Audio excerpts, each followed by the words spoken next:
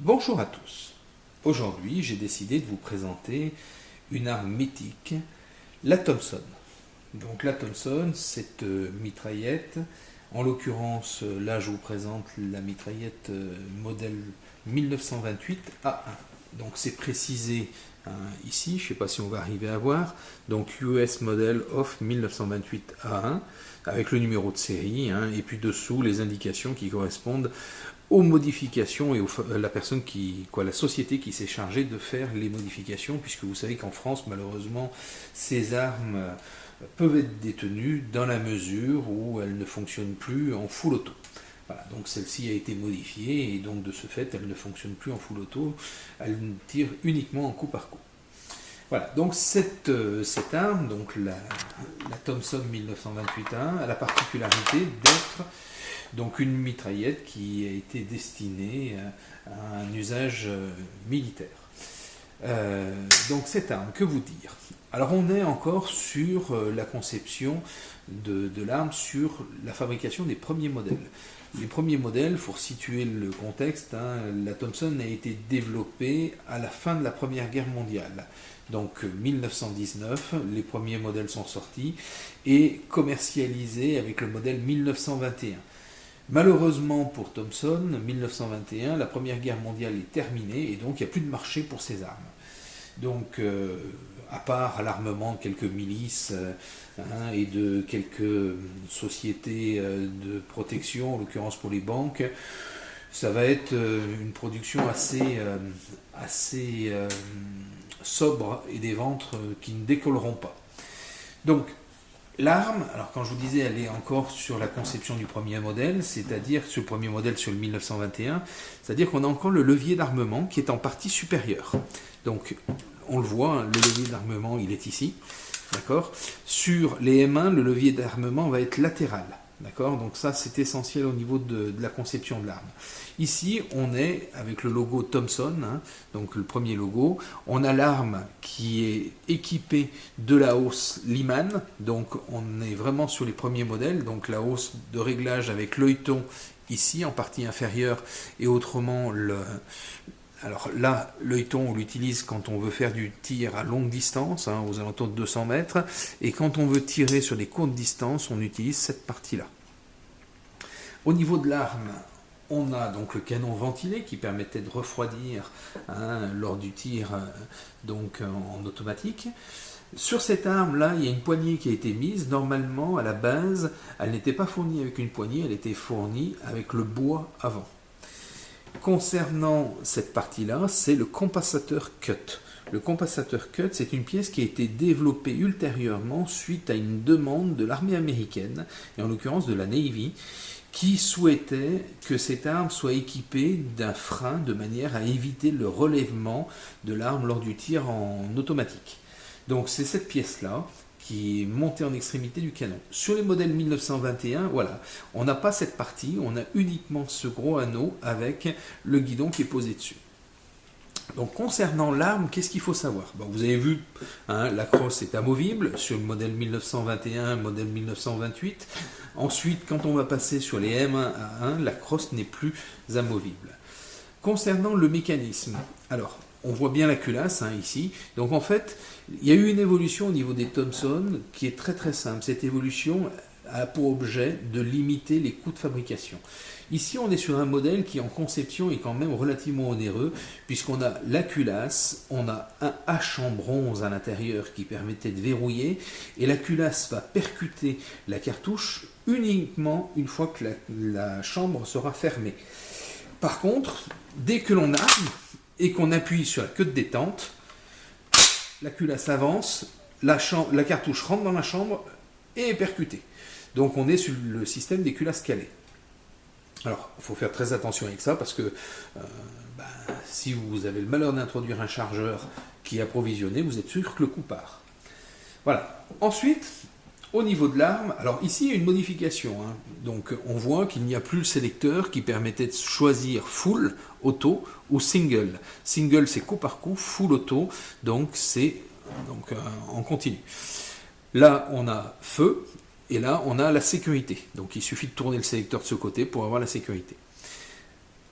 Cette arme était fournie avec l'option, on pouvait utiliser des chargeurs camembert de 50 cartouches. Alors dessus, il est bien précisé, magazine type L, submachine gun, 50 cartridges, calibre 45, win to 9 clics. Win to 9 clics, ça veut dire qu'une fois qu'on a approvisionné à l'intérieur du chargeur les 50 cartouches, il faut armer le ressort.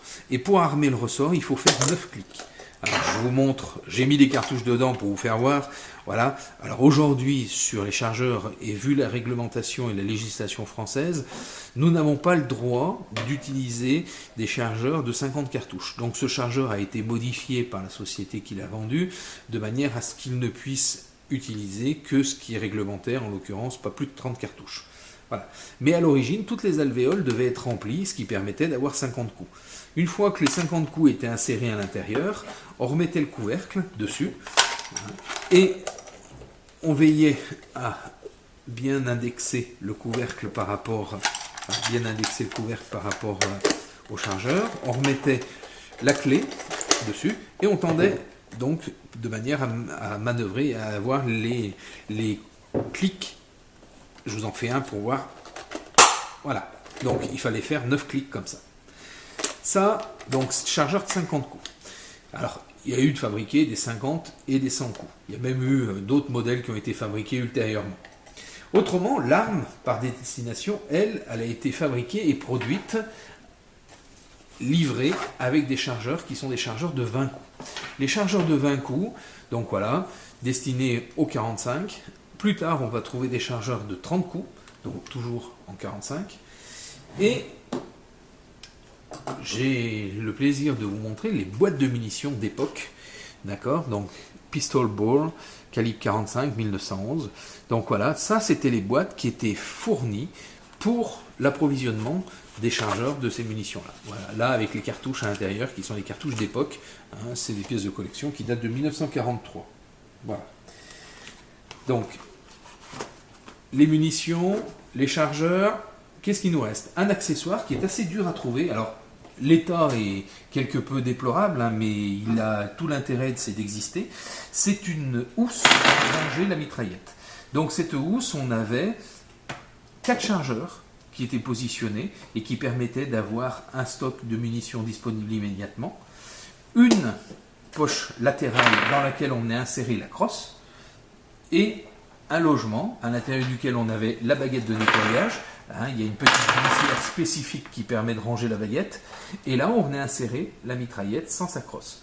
Cette housse était destinée aux troupes montées, en règle générale à la police ou aux soldats. Donc, ça s'accrochait à la selle et ça permettait d'avoir l'arme disponible sous la main. Voilà.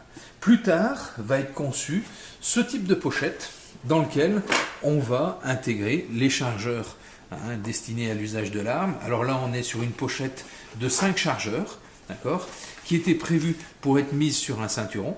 Voilà. En règle générale, les soldats en avaient 2. Et il existait la même pochette, mais avec uniquement 3 chargeurs. Et là, c'était pour les 30 coups. Voilà. Donc, on avait 2 pochettes de 30, 2 pochettes de 3 chargeurs pour 30 coups. Voilà, donc là on a fait le tour de l'arme, de ses accessoires. Alors qu'est-ce qu'il y a? Il y a cette petite burette à huile qui est le kit d'entretien qui était fourni avec l'arme. Hein, et en fait cette burette était stockée à l'intérieur de la crosse. Hein, donc comme sur beaucoup d'armes américaines, on retrouve le petit logement qui est destiné au stockage de l'accessoire et du kit. Donc voilà, donc en fait ça s'est intégré à l'intérieur. Et on avait juste à refermer. Et comme ça on avait l'accessoire indispensable pour le nettoyage. Concernant l'arme, ben, écoutez, vous avez vu, hein, c'est quelque chose qui est assez sympathique, hein, relativement lourd. Alors, faut bien comprendre qu'une arme telle que celle-ci, alors vous voyez ici, il y a un passant de bretelle qui a été mis, il n'y en a pas sur la partie avant, puisque au départ elle était livrée avec le bois, hein, sur lequel il y avait un passant. Mais initialement, cette arme a été livrée sans passant de bretelles, ni à notre grenadière. Et en fait, l'objectif était de la tenir à la hanche pour tirer. Le fait de la tenir à la hanche, ça permettait de régler son tir avec les impacts que l'on pouvait voir. Voilà. Donc, une arme très sympathique, Alors, je vais quand même en profiter juste pour vous montrer vite fait le mécanisme. Au niveau du démontage de l'arme, c'est très très simple. On fait une pression ici. Donc lorsqu'on fait la pression, ça permet de reculer cette partie. Alors, je vais vous montrer. Ça permet de reculer cette partie-là. Allez, hop. Voilà, hop.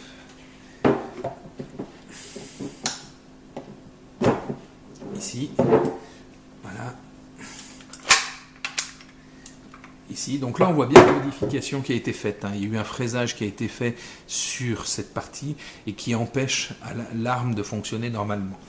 Voilà. Et ici, on voit le H en bronze, ici, le ressort avec la rondelle et la partie caoutchouc qui servait à amortir.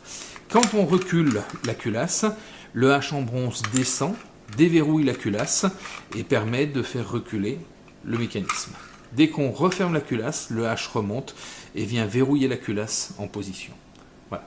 Donc on voit toutes ces pièces qui ont été reprises et qui ont été modifiées. On retrouve systématiquement le numéro de l'arme dessus. Donc ce qui permet d'identifier et d'être sûr que ça correspond bien à cette arme-là. Voilà.